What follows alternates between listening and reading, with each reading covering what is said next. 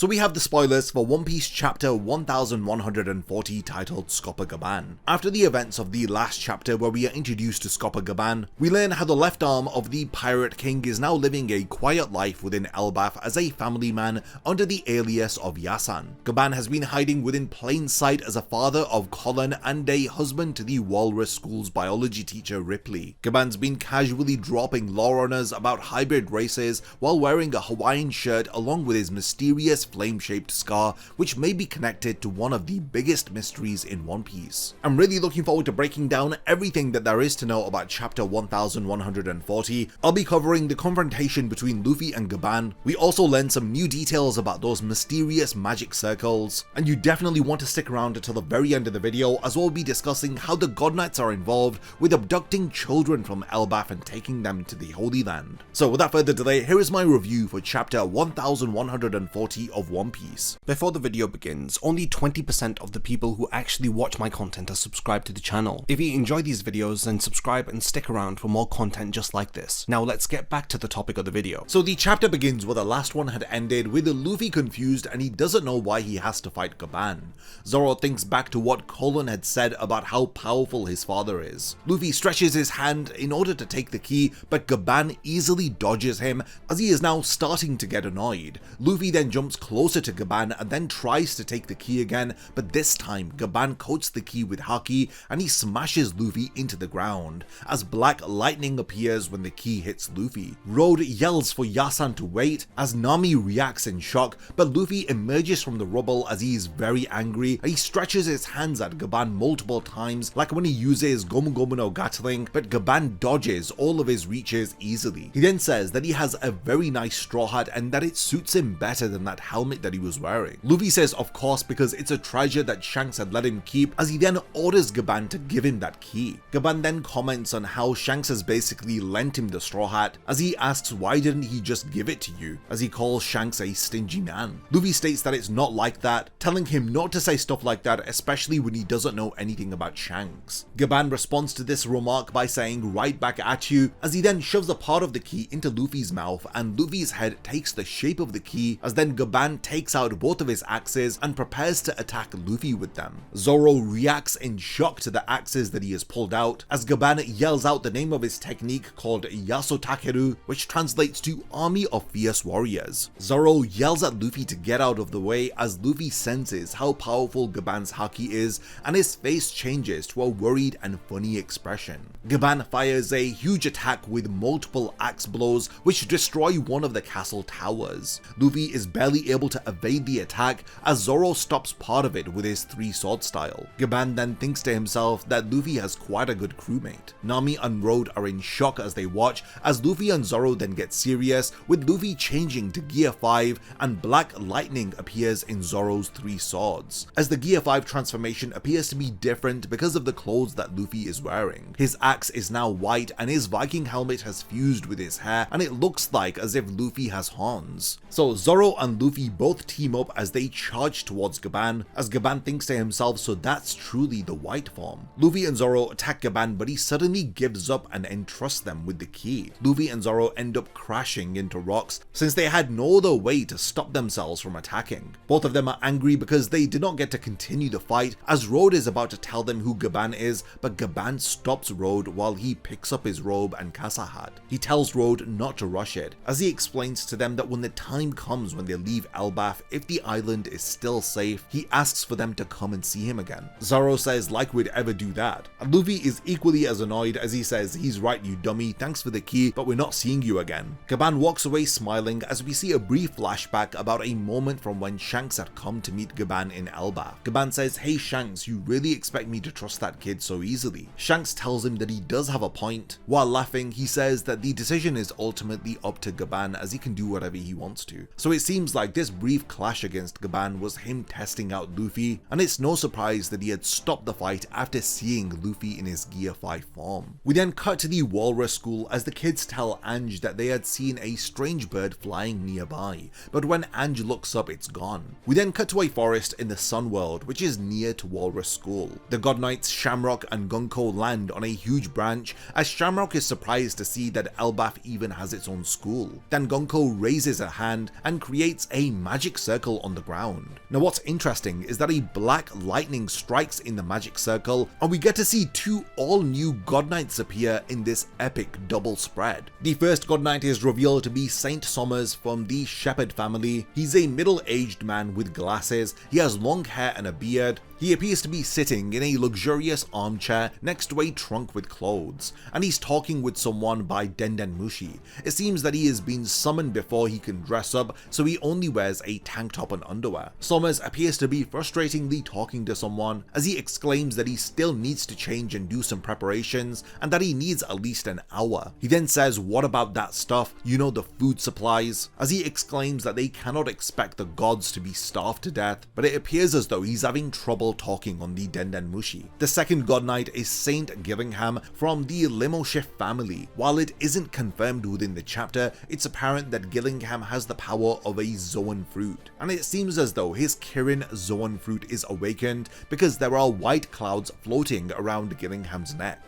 The second Holy Knight appears in a hybrid form, and he has a very long neck with a long mane, and his head is similar to a horse's head but with two horns and two long whiskers. Gillingham wears a military uniform similar to Shamrock's, and he is gripping a very strange trident, and he has a blue glass case around his head similar to the ones that are worn by the celestial dragons, and it even includes a special respirator. Gillingham explains that he's going to be late as he was half asleep, as he wonders where did they say that he needed to go. Somers notices that Shamrock and Gunko are sitting in front of them, as Gunko turns around embarrassed since Somers is only wearing his underwear. Somers asks, "What's wrong, Gunko? What brings you to my home?" as then both Somers and Gillingham realize that they are in Elbaf. Shamrock asks why both of them have been summoned when he only needs one, as Gillingham says it's because Shamrock has been summoned back to the Holy Land by orders from above. Somers says that this is the country of giants. He then wonders what are they doing in a non-world government country, and whether if Shamrock is visiting Harold's grave. Then in an amazing final page of the chapter, we do see the four God Knights observe kids in Walrus School from the top of the giant branch. Somers has finally put on his military uniform, which is similar to that of his companions, but with several medals and a rose on the chest. He also carries a sword on his waist with a thorny handle. So Somers relays some details about what they're doing in Elbaf, as he says, "So we are abducting kids and bringing them over to the Holy Land. Well, not that these kids are small enough to fit in a bag." Gillingham explains that people without the mark can't pass through the abyss, so for this reason they'll have to transport the children of Elbaf by ship. The chapter then ends with an evil expression on Shamrock's face, as he tells the God Knights that with their powers, why don't they make this into a game? So that's the end of the chapter, and there is good news as there is no break next week, so we can expect to see chapter 1141. But yeah, this was such an amazing chapter. I love the brief flashback following the fight against Gaban, where we see him interacting with Shanks, as Gaban wasn't just testing Luffy's strength, but he was evaluating whether if he is truly worthy of the legacy of that straw hat. His comments about Shanks being stingy with the hat suggest that he has a deeper knowledge about its significance, thus making his eventual decision to entrust Luffy with the key even more meaningful. Now the most interesting thing is that Gaban had immediately recognized Luffy's white form or his Gear 5, hinting that the Roger Pirates may have encountered a similar power to this during their journey to Laugh-Tale. The very abrupt shift that he has from opposition to acceptance upon seeing Gear 5 suggests that his fight against Luffy was less about testing out his strength and more about confirming Luffy's role in the events that are yet to come. When Luffy activates Gear 5, it takes on a very different appearance with the Viking aesthetic, with Gear 5 incorporating elements from the Elbaf attire that he is wearing. The Viking helmet fuses seamlessly with his awakened form, creating these ethereal white horns that echo the warrior spirit of the giant kingdom. I do wish that we did get to see a bit more of Luffy and Zoro teaming up against Gaban, but before they could even clash, the fight abruptly ends. Following this, we have the reveal of some new God Knights, which introduces more powerful players to this already tense situation. Saint Somers from the Shepherd family makes a memorable entrance in his underwear, and then you have Saint Gillingham, who wields a mythical Kirin Zoan fruit. There's also a major revelation within this chapter about a new element from the world government's technology, and this is the Abyss system, a network of transportation circles which appears to be tied to some form of a mystical marking ritual. What's interesting is that Gillingham's casual mention that people without the mark can't pass through the Abyss suggests that this isn't just some advanced technology, but something that alters murders those who use it. This reveal of the Abyss system comes just as they are plotting to abduct the children of Elbaf. They also speak about how they cannot teleport the children because they do not have the requirements to use the Abyss system. And then following this, you have the comment made by Shamrock at the very end of the chapter, which draws parallels between the events in Elbaf currently and the God Valley incident. Shamrock's final words about turning this operation into a game is a direct callback to the native hunting competition which had occurred at God Valley, and it shows how the sins of the past continue to echo through the generations of the world nobles. We of course know that Shamrock is the twin brother of Shanks, and this adds a lot of complexity to why Shanks might have chosen to abandon his privileged position with his family. The contrast between the two brothers, with one embracing the cruel traditions of their father Garling and the other who had sailed with Roger, creates a very interesting dynamic which deepens our understanding of both of these characters. The God Knights targeting Elbaf's children is incredibly sinister, especially with us knowing that Walrus School was created for the purpose of creating a more peaceful future for the Giants. These children represent the first generation who are being raised without the warrior culture which had defined their ancestors, thus making them very vulnerable to the God Knight schemes. So there's been a lot of debate since the spoilers for this chapter have released, with Gaban's test of Luffy really dividing fans, with many appreciating how it reinforced the Roger Pirate's legacy, while others felt that it unnecessarily downplayed Luffy's base form capabilities. The reveal about needing a special mark to use the Abyss system did spark some widespread theorizing. Fans have also noted some subtle narrative threads, like how the God Knights casually mention visiting Harold's grave, with some speculating that there may be corruption within the previous leadership of Elbaf. The introduction of Saint Gillingham's Kirin Zoan fruit also generated a lot of excitement, and there's overall a sense of concern over the darker implications of the ending of the chapter, as there are some uncomfortable parallels between this proposed game from Shamrock and the atrocities of the past that were committed at God Valley.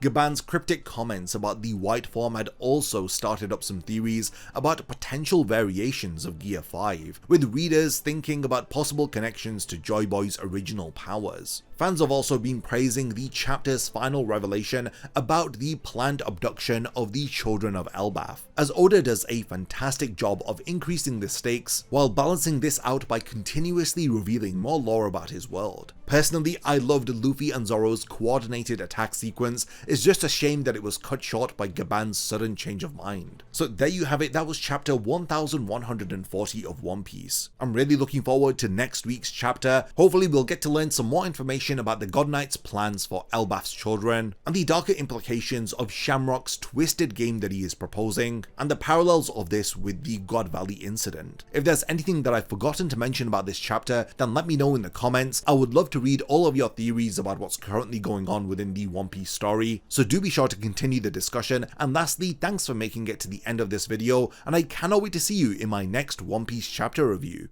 A massive thank you goes out to all of my amazing Patreon supporters for helping to make this video possible. If you also want to support the channel and see your name in the end of my videos, then check out my Patreon, which has loads of perks like early video access and so much more. Thank you for sticking around till the end of the video, and whatever you contribute will mean a lot to me.